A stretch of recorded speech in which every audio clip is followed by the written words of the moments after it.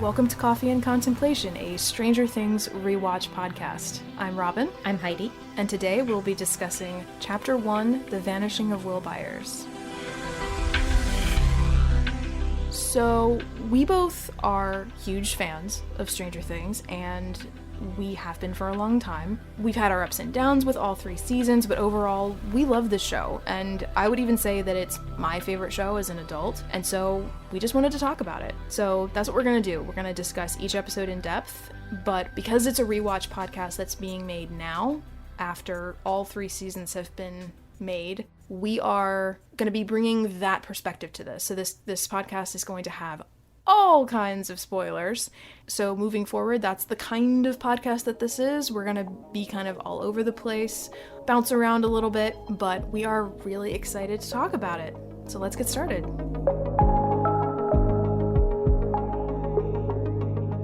I want to give a few production shoutouts. In a lot of other podcasts, there's a lot of talk about certain members of the production team, but not as much about others. And so I want to do some shoutouts to some of the names that you don't hear as often, particularly the production designer, the casting director, the art director, and the editor. In particular, I want to give a shout out to the casting director for Stranger Things, Carmen Cuba, because of everybody in the production team, definitely had the biggest resume. And just to name a few of the big hitters from that resume are The Informant, Magic Mike, Now You See Me, Behind the Candelabra, The Martian, Logan Lucky. Hey! I knew we were going to do that. And Bad Times at the El Royale. That's a heck of a resume. So, I was really impressed, and it was well, that explains why. The casting is so damn good. Yeah, I mean, because seriously, the cast is one of the best things about this show. So, but yeah, the production design, the art direction. I'm an editor, so even though I don't have a lot of involvement with that part, in my experience working on different films, it's usually we have a consultation with them early on. It's good for me to hear, if I can, what the creative vision is, so that then I know how to cut a piece together. And I think Stranger Things is a great example of how synergistically those departments can work together effectively. I was gonna say, so one of my favorite shots in this first episode is the first time that Dustin and Lucas and Mike see 11. So you have their faces and their, in their raincoats, and it's pouring, and they have the only light in the whole scene is their flashlights. I mean, we're led to believe. Yeah. You see their terrified faces, and then you see 11's terrified face, but it's this moment of huge, impactful meaning, and the way that those 2 shots are framed carries so much emotional weight.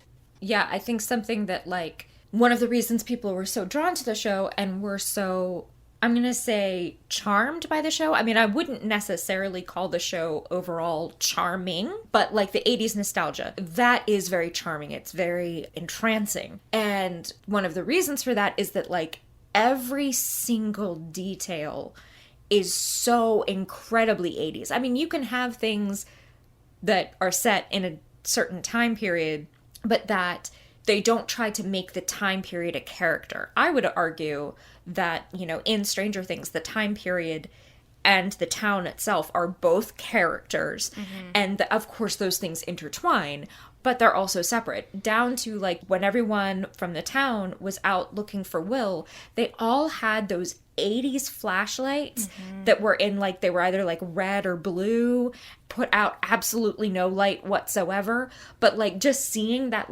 circle of red, I was oh my god, I remember that. And even when Hop comes out and he's standing on his deck and he's standing there smoking a cigarette before he starts getting ready for the day, even him standing out there looking at that lake somehow gives me 80s vibes. And I have occasionally wondered how, because it's a lake.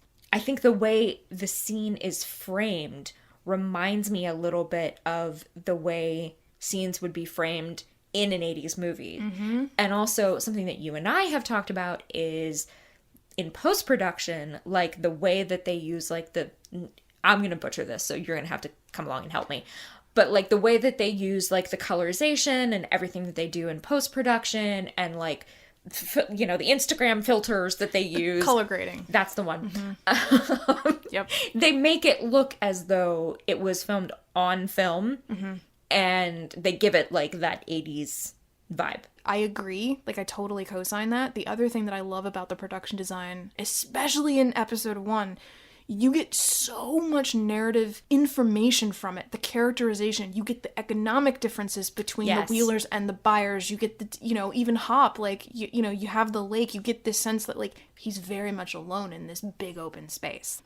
What's interesting is looking at the economic state of both Hopper and the Byers. They're really pretty similar, but, like the actual home environment, obviously the Byers are in a bit of a healthier place than what Hopper is at the moment, but they're in similar economic statuses. And I can't help but wonder if maybe that's part of the reason that Hopper really relates to the Byers a lot more than he does to the Wheelers pretty consistently throughout the show. You don't tend to see him interact with the Wheelers very much. Apart from Mike. Yeah, which is interesting. Like, there's a lot of things that I remember thinking, like, I wish that, like, these characters could have interacted more. Let's go ahead and get into it. This is going to be a little bit different from other, like, rewatch podcasts in that we're not going to go through the plot chronologically, and already we're kind of jumping around.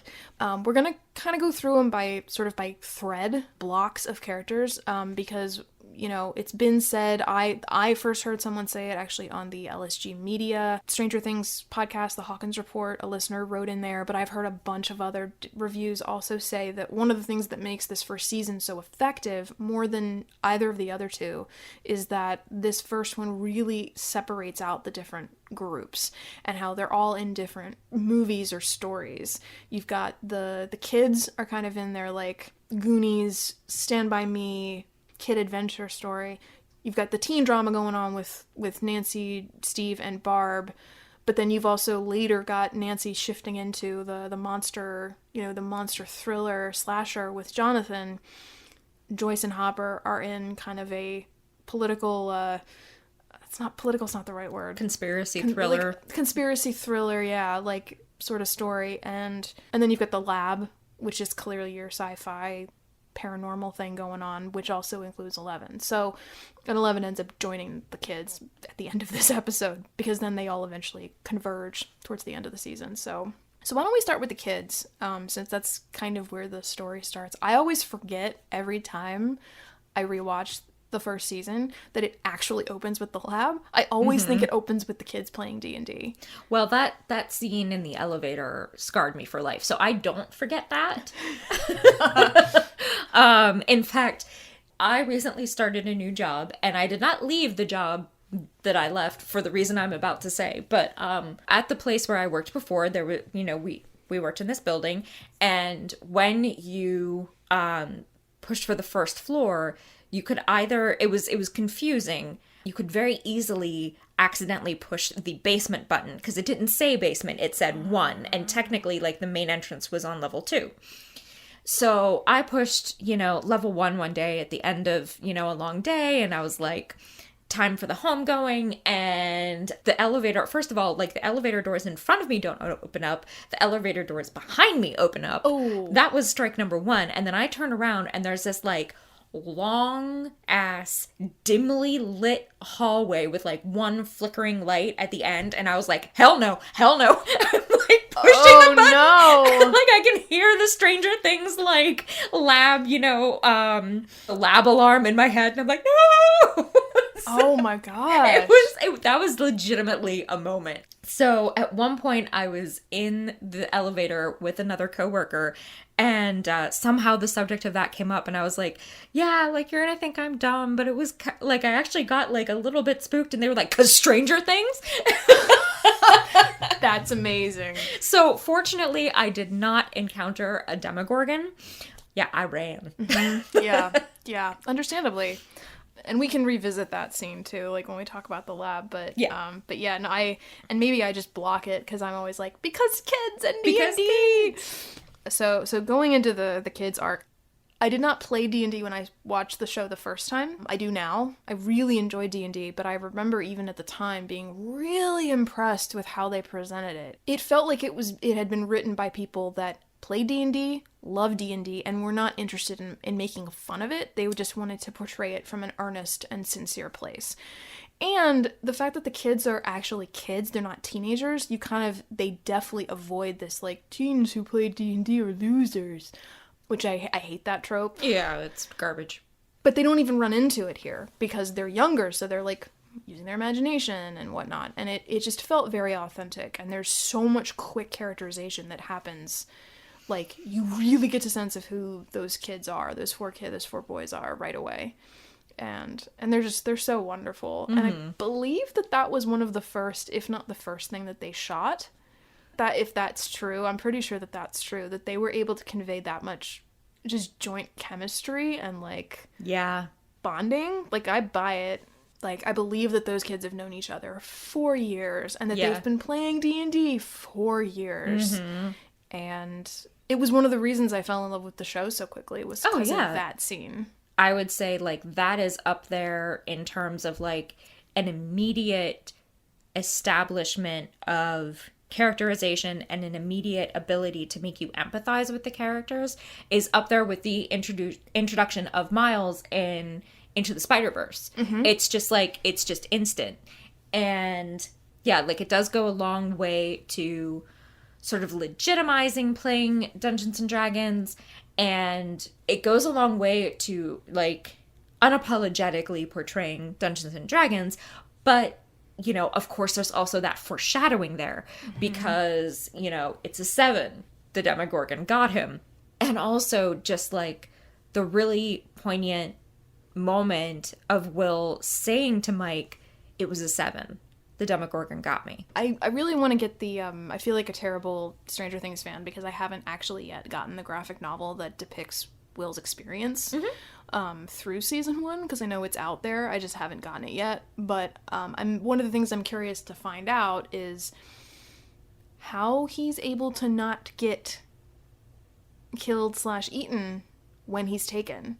You know, it's funny to not see Noah Schnapp's name in the credits and to remember that he's not in this season very much, because he is such a presence in the next 2, and he's actually a real strong presence in this one. I think, like, his very absence is a presence that has these, like, shockwaves throughout the entire town. You know, he's there for so much of season 2, and he's so pivotal in both 2 and 3, that it's like, oh yeah, like, this whole first season we barely got any on-screen time with him, the most of which is right here at the top. But you care about him, like, right from the jump. And I hadn't thought about this before, but when Will gets home, the fact that he calls out to Jonathan and to Joyce actually says a lot. He expects them both to be there. He thinks to run to them. They are people that he would run to, that they have a bond, that their family is close. Like, yeah, I think that's a good point. It shows that there is a level of trust there. And it's also just very, like, it's a very endearing, very natural response when you're a kid to just be like, Mom! You know? And it's, like, it's so evocative because the Byers' house is also out in the middle of nowhere. Mm-hmm. Like, seeing him run up that, like, you know, pretty much just the grass path, which is their driveway to the house. Mm-hmm. He looks so exposed. Mm-hmm. And I like, too, like, his interactions with the dog. Because the dog at first is like, oh, yay, Will is home. And, you know, is all happy to see him and everything. And then seems, like, incredibly frightened, of course, when the Demogorgon shows up. And then the dog, who's a good boy, is waiting outside of the shed for Will. He's just, like, sitting there. Oh, man, it broke my heart. I actually kind of am really impressed, like, that the dog didn't get hurt by the Demogorgon. Like, the Demogorgon takes Will, but it leaves the dog entirely alone. I'm kind of, like, I'm really impressed, because that's not, and I don't know if they did that just because they wanted the beat a few scenes later where the dog is, like, clearly still upset and Hopper catches that, but I feel like that may not have been the same choice that they might have made in later seasons. So yeah, for real. Yeah. Also, like, last note about the dog, as a dog lover, I just really appreciate that somewhere in the history of entertainment, they let the dog live. Yeah. I'm not one much for the dog dying. Same. And I didn't even think about it. Like, I've never thought about it until this rewatch. I was like, yeah, the dog lives. That's pretty unusual in, like, a gray way. One thing about that early sequence of them, that first scene in the basement that I noticed this time that carries through from there, and then also in the sequence later in the office, in the principal's office when the kids are talking to Hopper, is that whether intentional or not, you can see the connection between Lucas and Dustin right away. Mike is the DM, so he's kind of removed from the what are we doing, and then Dustin and Lucas get into the fight of like, no, do this, no, do that, and then they have this like bickering kind of relationship. Because then, in the office, they get into the Hobbit versus the Lord of the Rings argument. Who cares that, and they're even fighting and hitting each other, like, over Mike, who's just staring ahead, deadpan, like, this happens frequently. I've heard some critiques lobbed at the show. They're like, oh, that comes out of nowhere in season 2. And I'm like, it's right here in episode 1.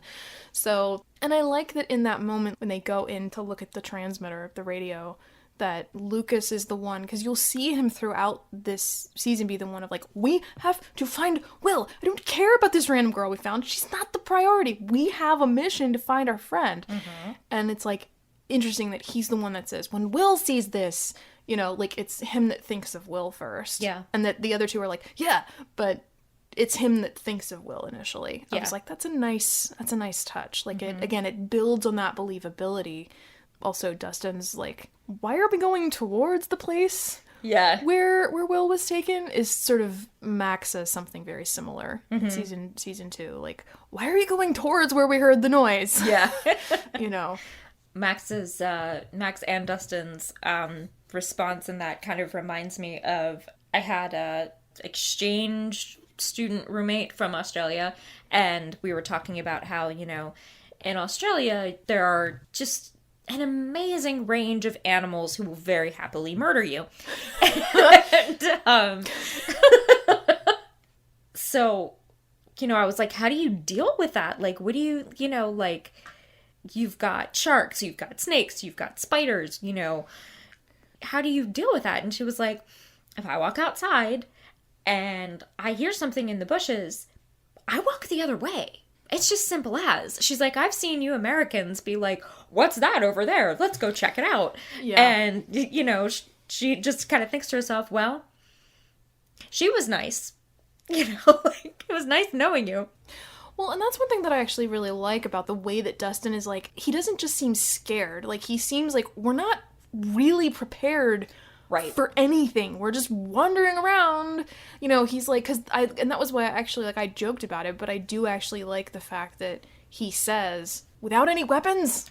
Right. Like, what are we gonna do? We find a monster, we find a Demogorgon, what are we gonna do? Well, and I think that speaks to kind of like the genre difference, because Mike is coming at this from a very, and I mean this in a positive way, from a very childlike perspective. He's thinking about monsters, and he's thinking about how much he loves Will and how he would do anything to protect Will. And I believe that. I believe that with my whole heart.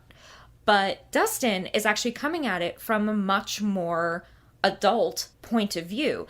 Dustin is coming at it from a point of view that I would have towards the kids, which is, I'm not thinking about monsters. I don't believe in Demogorgons. I do believe in kidnapping. I do believe in pedophiles. I do believe in, adults who mean children harm in one way or another. So the three of them going out by themselves with nothing but walkie-talkies, and none of their parents have access to these walkie-talkies. What if they did find Will? What if they did find the person that hurt Will? They could very, very easily be in a great deal more trouble going out trying to help him than staying at home. Which is, of course, why Hopper wants them to stay at home. Well, and Karen Wheeler also. Yeah, and those perspectives are absolutely valid.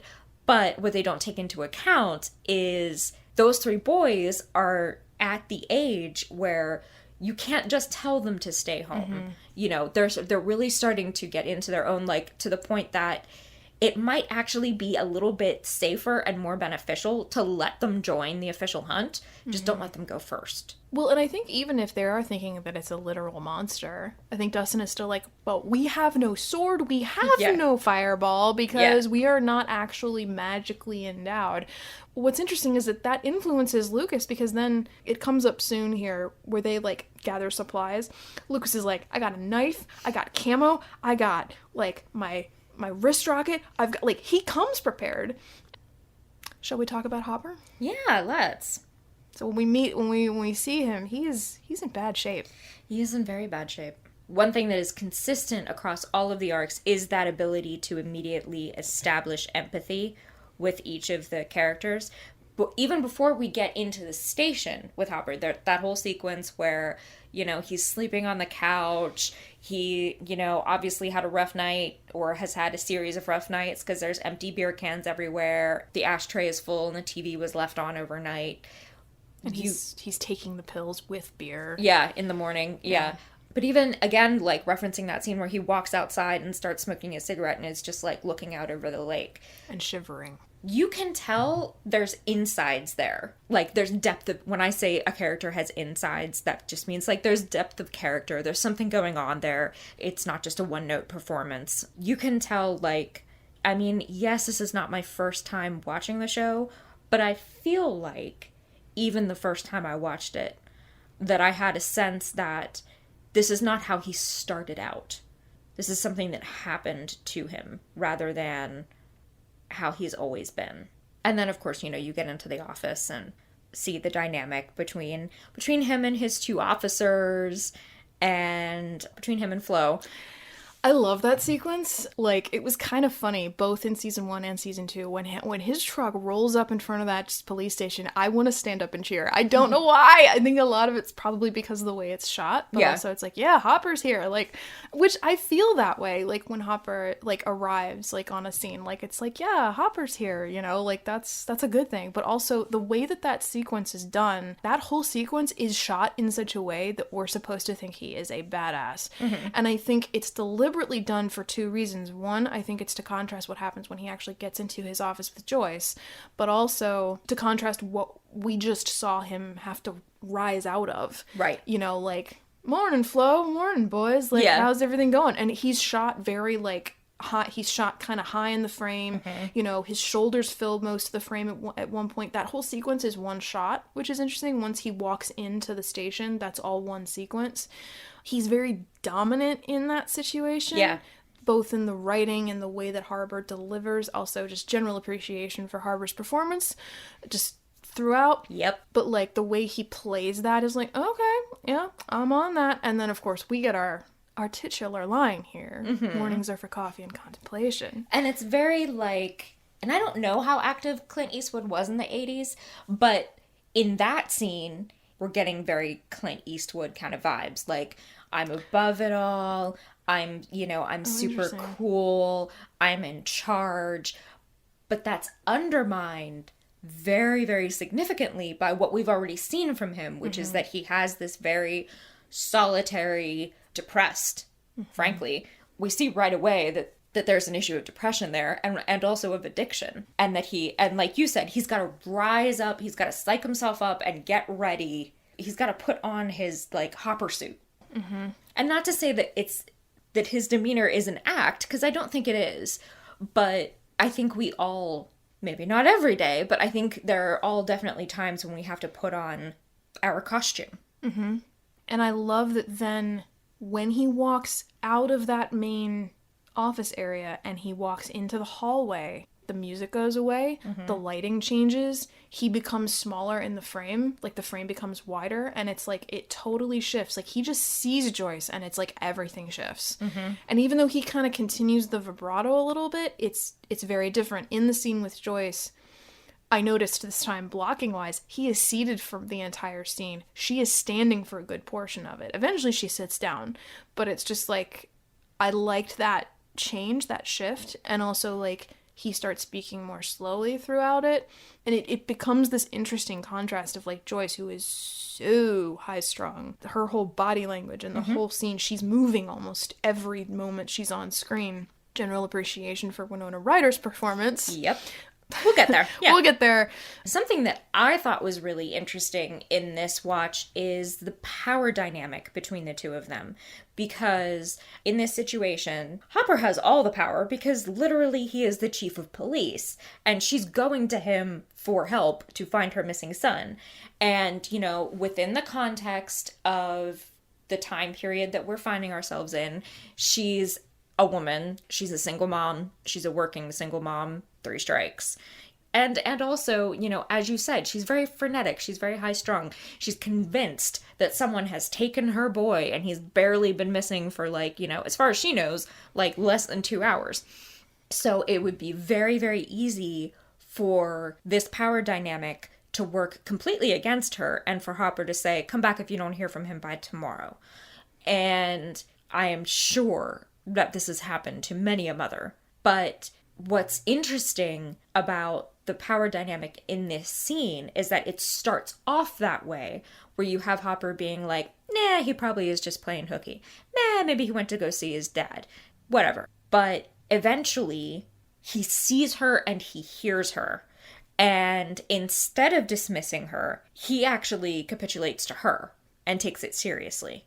It occurred to me that I wonder if also part of his isolation and also him dealing with the grief and the trauma of losing his daughter, that he's like, I don't want to get attached to this because it's probably not going to be very long till we find him.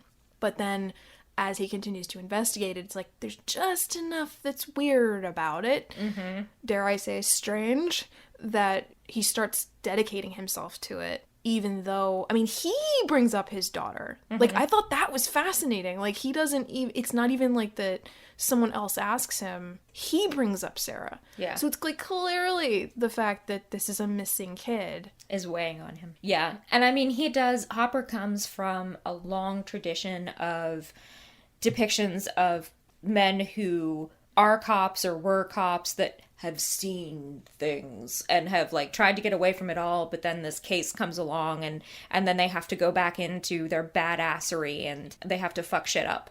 I'm thinking specifically of Rambo. Rambo is about a Vietnam veteran who, you know, but don't quote me on this. I have not seen the movie since I was a child, but his daughter is kidnapped. And so he goes into full soldier mode, even though he was trying to get past that life. All of these films where you have this guy who is like, I'm not in that life anymore, but then he kind of like has to go back into it for whatever reason. I think that Hopper subverts that a little bit, because so often when we see that character, him getting back into that violence and that lack of empathy is seen as a good thing.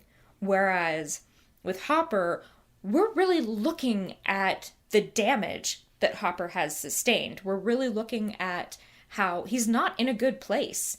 He's hesitant to sort of accept the call to adventure because he knows how dangerous this is for him emotionally and mentally.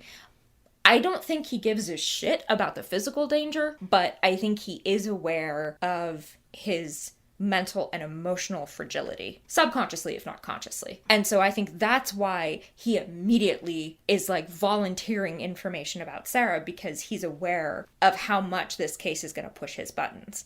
And that's before we even get into the whole 11 thing. Yeah.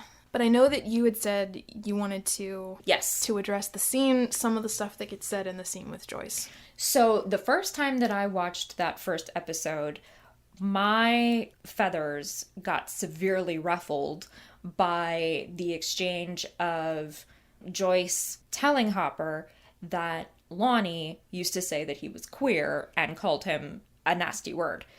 And Hopper's immediate response is he? I did not like that. I thought Hopper was potentially victim blaming. And I still think that that's a legitimate reading. I don't want to take away from that. But what I noticed in this watching was the first thing that Joyce says is the kids make fun of him. They make fun of his clothes. And Hopper says, what's wrong with his clothes? And Joyce says, I don't know. And she's coming from this sort of like defensive place. And it's totally understandable that she would be coming from a defensive place because she's his mom. She's the one who buys the clothes. So she probably is feeling like Hopper's like, well, why aren't you buying him clothes that won't get him made fun of? And she's like, I don't know what the problem is. You know, Joyce says, is it important?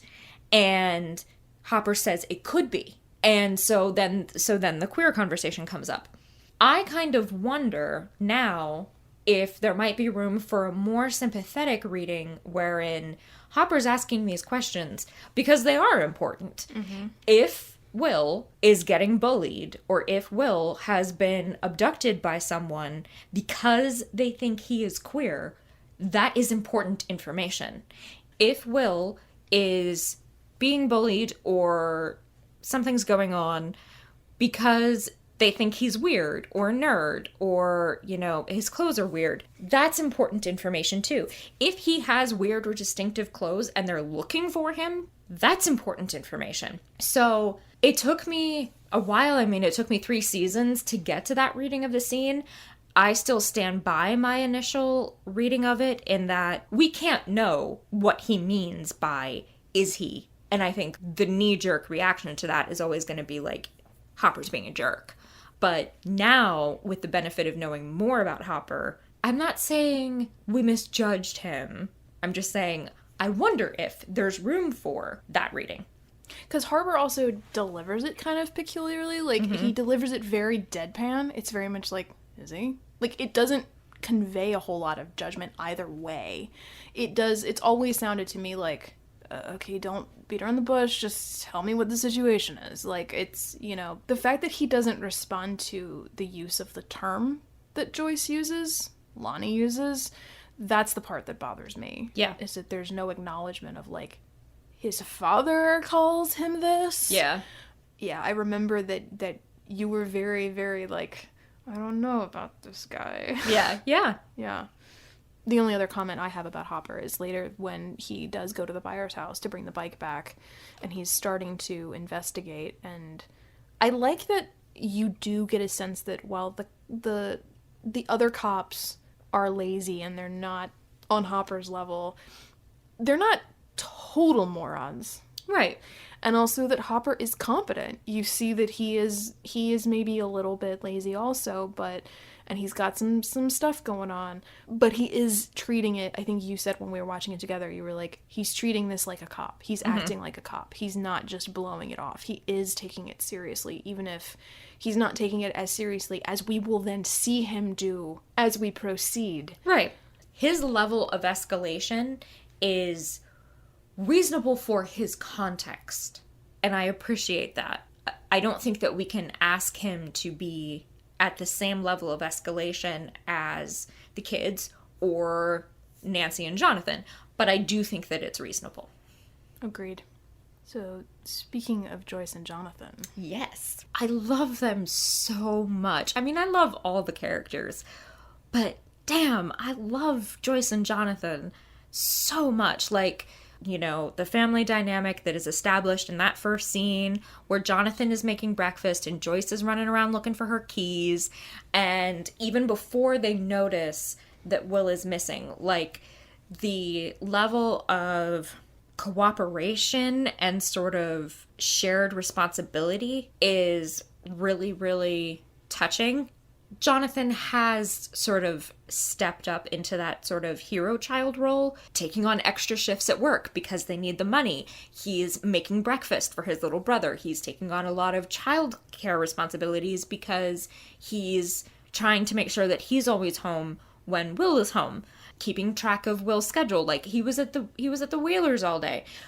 He's taking on this sort of caretaker role with her for all their sakes, and that it's not from a lack of parenting. Like, you know, you can tell that, like, they are very close. They have a very emotionally healthy relationship. So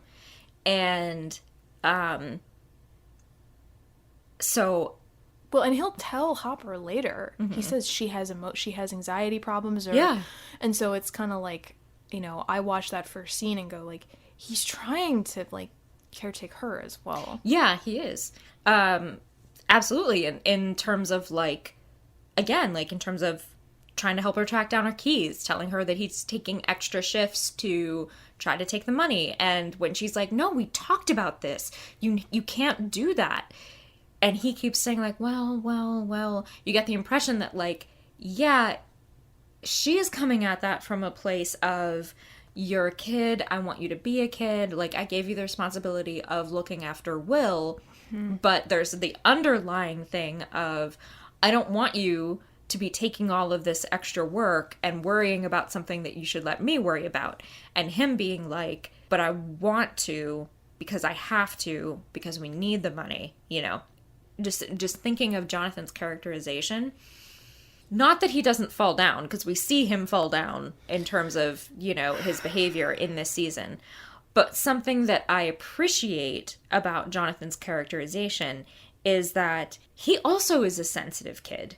Very much so. Like, Jonathan is a very sentimental, very nurturing person.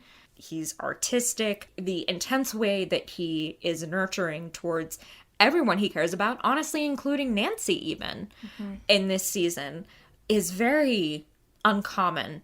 And his, like, you know, active role in being a caretaker for Will and, you know, just really wanting to be there for his family above any of his, you know, other self-interests is, like, it's admirable in that it makes me like his character, but it's also an admirable way to write a teenage boy.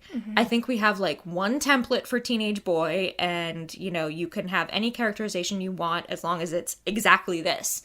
And he kind of breaks that mold a little bit, and I really appreciate that. Especially in contrast to Steve. Yeah, and then you have Joyce herself, which is like, she's such a valuable maternal character because she's so imperfect. She embodies so much of what I think a lot of women go through in terms of really trying to take care of their kids and be there for their kids, but they're coming up against all of these obstacles. Like, the fact that Joyce says so many things that so many mothers say, but nobody believes them. And that happens throughout this season, but it's already, like, very intensely started in episode 1. Like, she shows up at the police station and she's saying, somebody took my boy. You have to find my boy. And the time when, you know, the call comes literally from the upside down, we know it's Will on the other end of the line.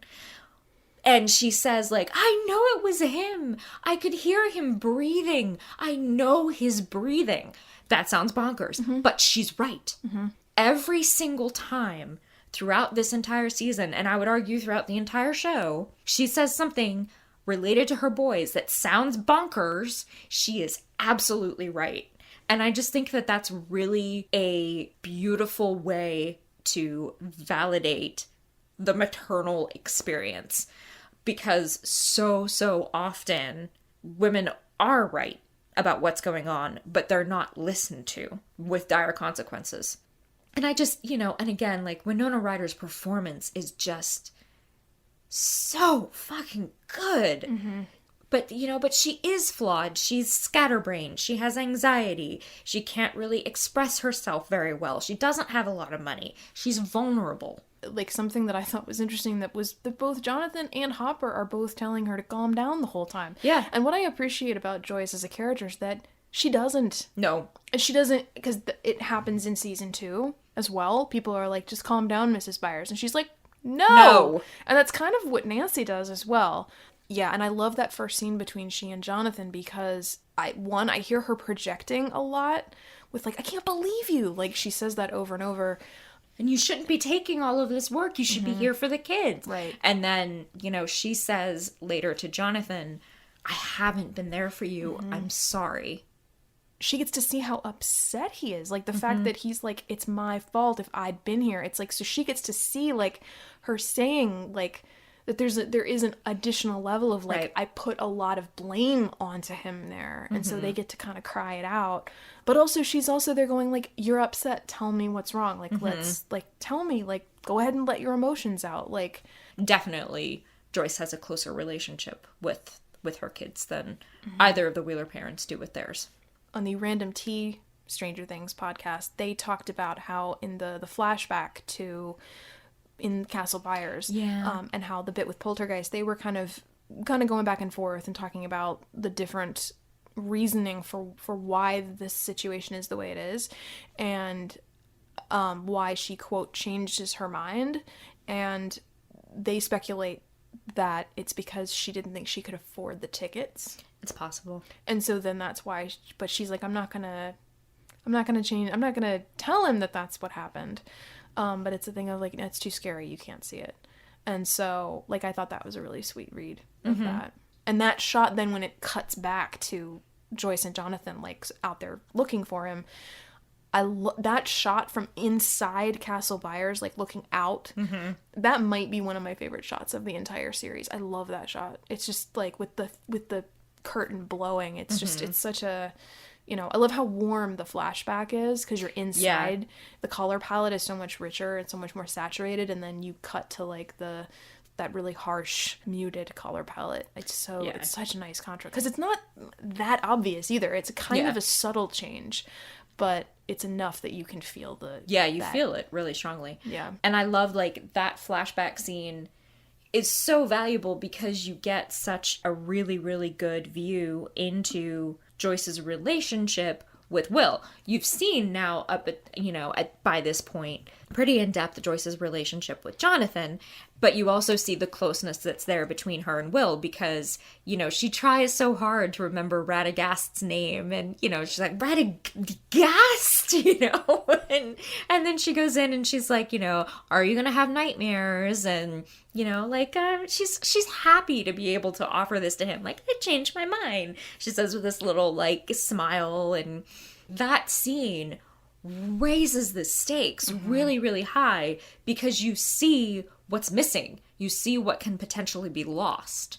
Rarely does a scene like that ever like really totally land, and I think for whatever reason it's just the right pacing. It's like placed perfectly in the episode. The performances are as good as they are, and it's just enough of something that is meaningful but also just normal life-ish enough that it really, really hits home. And I love one last note about that first scene. Before the phone call, before she calls Karen Wheeler, the dialogue is back and forth. It's pretty fast. It's very bickery. It's very, like, you know, talking and scolding and no big dealing because again, he's trying to de-escalate, you know, her anxiety. And then it's like, and then after she hangs up the phone, it's just silence.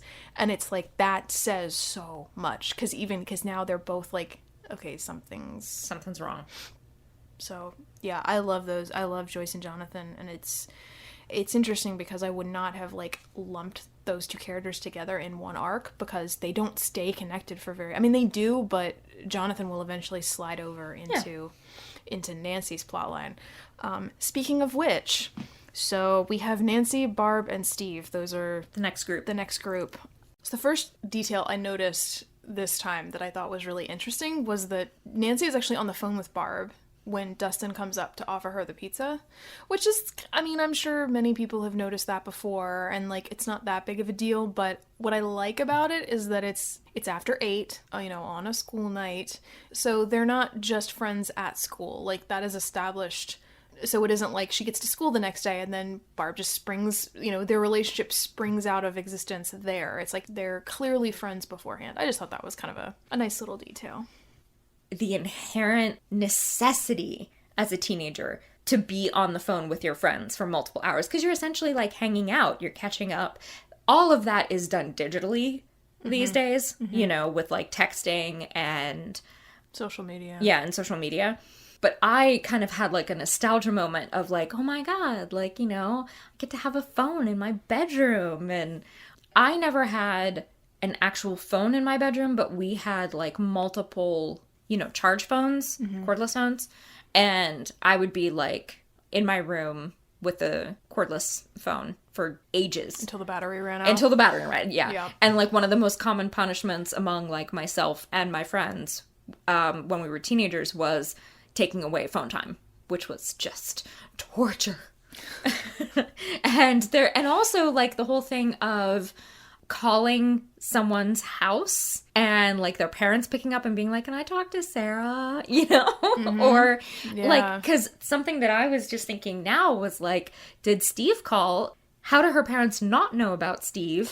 But at the same time, I also remember, I mean, I don't remember what exactly the stratagems were, but I remember, like, teenagers having elaborate methods of disguising who was calling who and when and why. So it's entirely feasible that Steve could be calling her and her parents could have no idea, you know? Barb is going to call me at 7:30 tonight, or... Yeah, exactly. You know, why don't I call you? Yeah.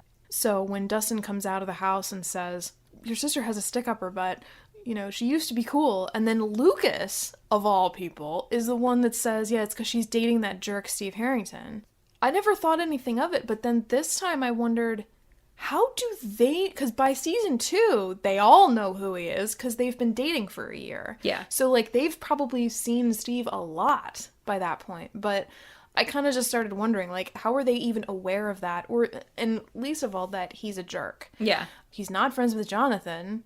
He hasn't been to the house because when Mike drops it, you just want to hang out with Steve, and it's the who's Steve? Like, they haven't even heard his name yet. But also, like, when Barb comes up and says, did he call? Did he call? And Nancy's whole reaction to that is, yeah, and he likes me, but not like that. We just made out a couple times. Does she think that that's all there is? I would say Nancy's characterization is one of the few that I do think they struggle with. Like, I love Nancy as a character, and when they get her right, it's really great. Because I do like Nancy. I don't think that there's anything inherently wrong with their characterization of Nancy. And I love the way that Natalia Dyer plays her. But there are things like that that bother me. She's clearly very attracted to Steve. She clearly is conflicted about how attracted she is to Steve, and that's normal. But I would expect a completely different dynamic. She accuses Steve of just looking to put another notch on his bedpost. She doesn't seem to be looking to put a notch on her bedpost, either with him or with any other guy. That's just not how she approaches relationships. I would expect to see some of that anxiety coming out in a conversation with her best friend, you know? And I'm reading tea leaves here, but I think it's very possible that the Duffer Brothers were concerned that if they wrote her as being, like, into Steve and worried about how he feels about her, that she would appear weak and that she would appear too girly and that they would be doing her character a disservice. I fundamentally disagree with that. Worrying about the feelings of the person you're attracted to is an integral part of the experience of A, being young, and B, being attracted to someone. You know, like, that's part of the whole chaos of meeting someone that you like, you know? And you don't have to take agency away from Nancy in order to make her vulnerable. She can be vulnerable and have agency. In fact, that conversation on her bed, you know, she kind of does the I'm not like other girls thing, but she's coming at it not from a I'm not like other girls place. She's setting a boundary. I am not interested in a sex-only relationship with you. That's not who I am. That's not my life. And he has a moment of vulnerability with her. You mean you're not a slut? And he kind of, like, breaks the tension of the moment with the, like, the teddy bear thing. And then he goes back to studying with her. You know, I think that's why I say, like, he has a moment of vulnerability rather than just being a bro. That's so interesting because my read of that scene is totally different. Okay. Post season 3, Steve is probably my favorite character. However, I hated him in season 1 because for me, that moment always felt incredibly manipulative. To me, it felt like she was saying, I'm not interested in being one of the many. Now, in watching it, you know, twice recently, and Nancy does lean pretty hard on, I'm not like them. So there is a sort of another piece of all this, is that in a lot of the podcasts on Stranger Things that I've listened to, and a lot of criticism and critique of this show, a lot of people come down really hard on her in that moment, because they're like, she's slut-shaming, and... She's not, though. I've never heard it that way, because to me, I heard it always as more of, they're free to do whatever they want, that's not who I am. Right. And, like you said, she's not coming at it really from that point of view. She's saying, or she's not trying to. Yeah, she's like, I don't want to be just one girl more, like, you know, and maybe that's what she means by we just made out a couple times. Like, she's saying, we're not gonna have sex, we're not gonna start a relationship, we're just making out. Like, that's all it is. So maybe that's my answer right there. And, you know, hell, maybe she is slut-shaming. Maybe, like, because I do actually like when he says, so you're not a slut, and she says, that's not what I meant. And he says, you're so cute when you lie. Because she is lying. She is saying, I'm not a slut. And, like, in 2020... she would probably say, no, I'm not a slut, and they can do whatever they want. I'm just telling you what I want. Legit, that's what I would say. I like to think I would have said that when I was 17. But I mean, even if she is slut-shaming in that moment, I think I can forgive her because she's a kid.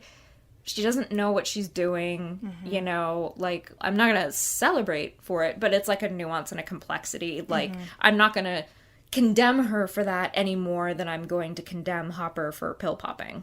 But what I find interesting is that, to me, Steve going, so you're not a slut, I don't hear that as a moment of vulnerability at all. To me, he is completely spinning that moment away from his own problem, from what she's saying about, I'm not going to be one of the many. He completely spins the conversation away from that, so they never circle back to it.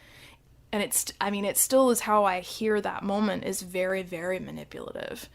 It is. And it's like, it's one of those things where I think I actually read that scene differently every time I watch it. When, like, at the very beginning, when she's like, come on, no, we gotta stop making out. And she gets frustrated and said, is this the only reason you came here? And he says, no. I did not believe that for a second until they had that whole conversation.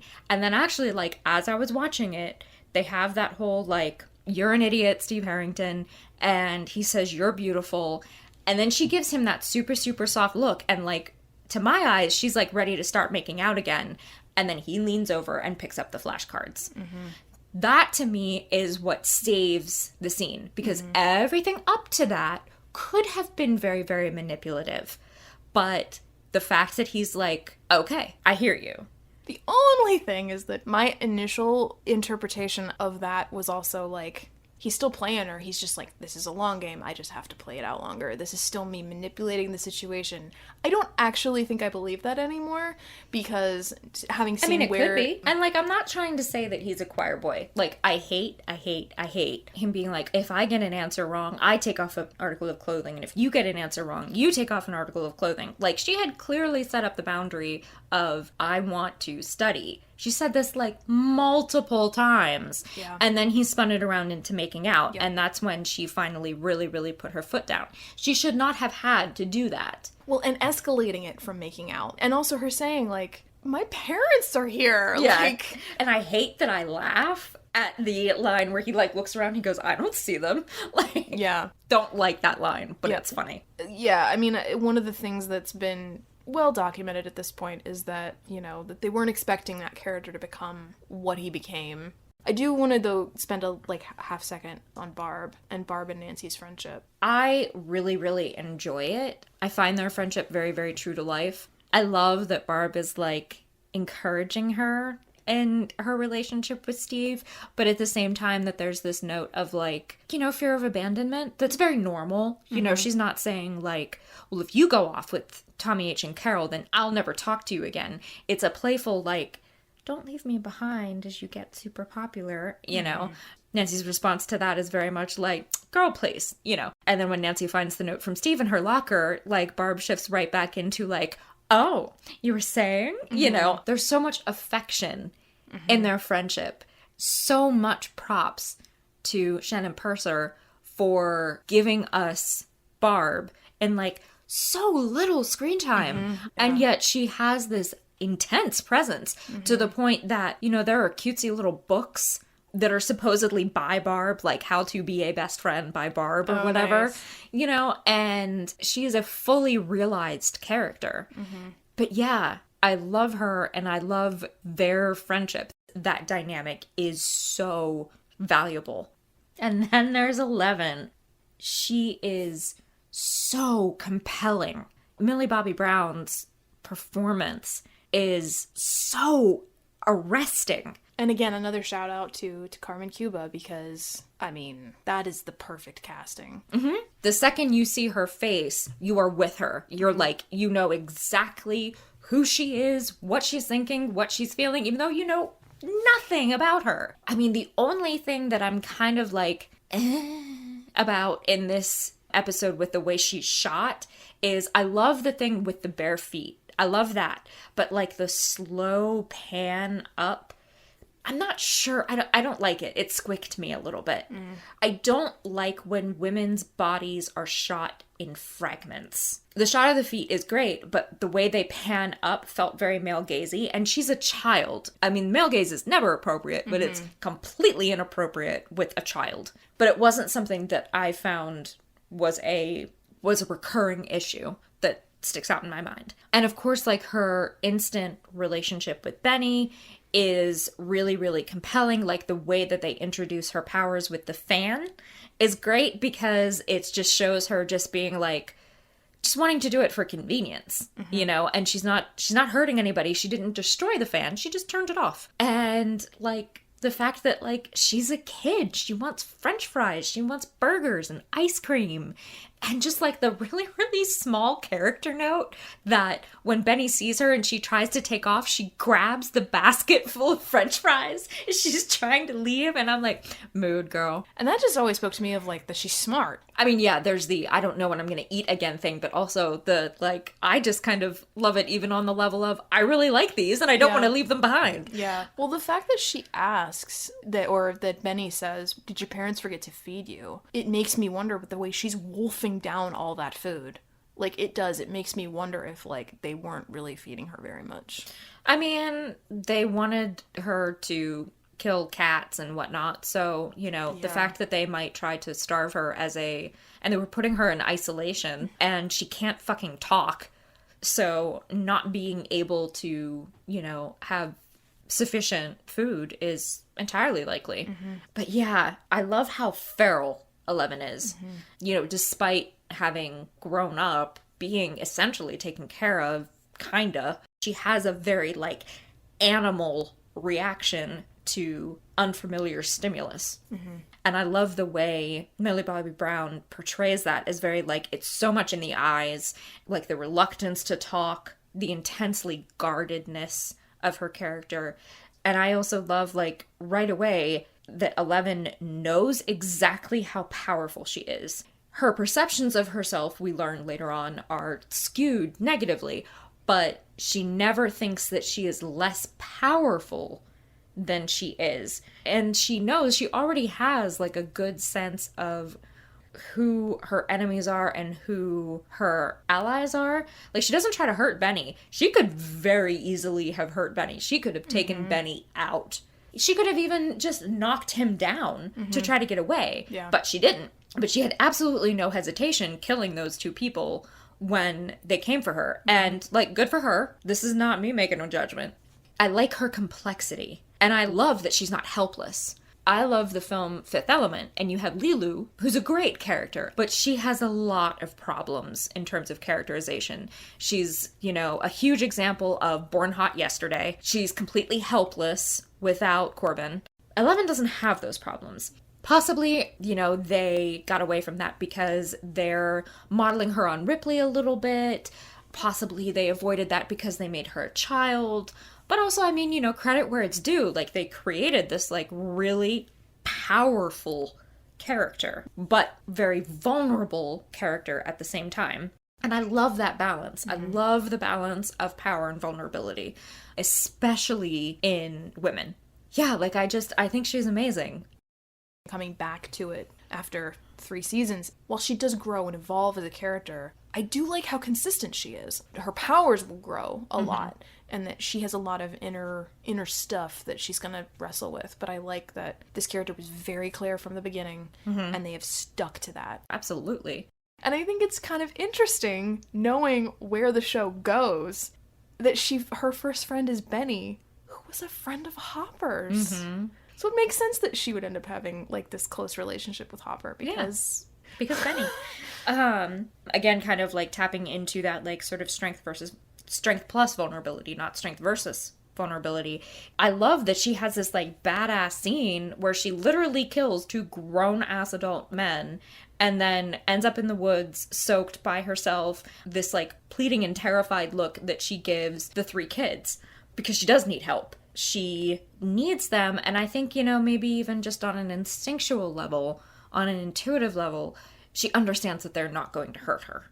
And she takes out the 2 lab guys. It actually frightened me. Like, I forgot how close Brenner got to her. He almost got her. And it almost makes me wonder, like, if Brenner had walked into that back room before she got out, would seeing him have given her enough pause?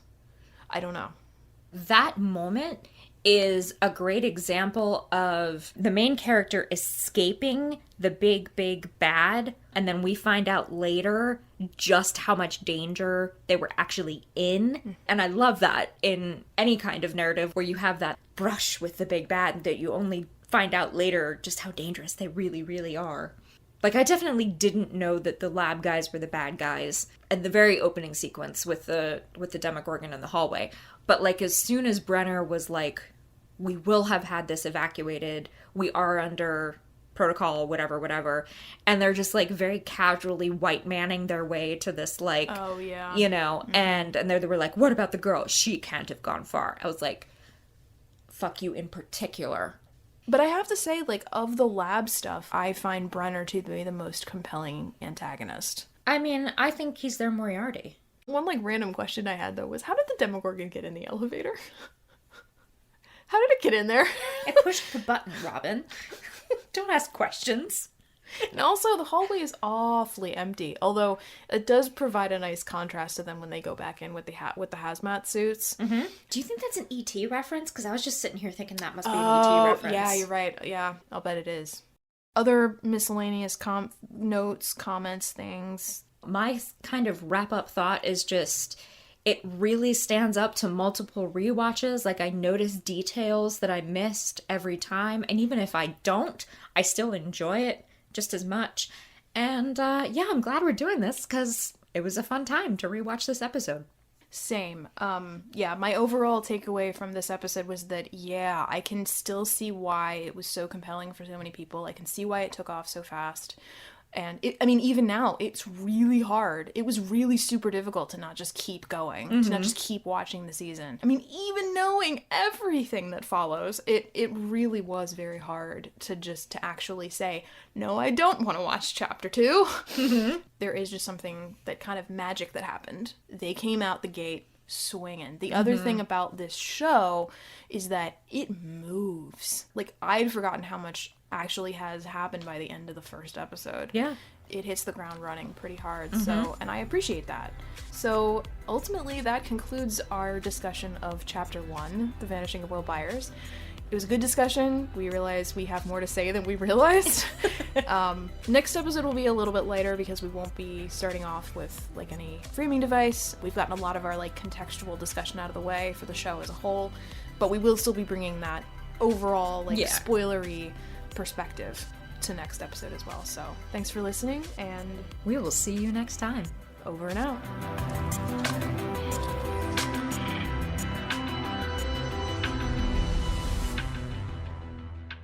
It's so weird, like, he doesn't have the signature hairstyle yet. Oh yeah, it shows up it starts to show up next episode, but it's like, yeah, his hair looked very different. I was like, wow, they really They were trying to tame it. They did not. Yes, that's what it is.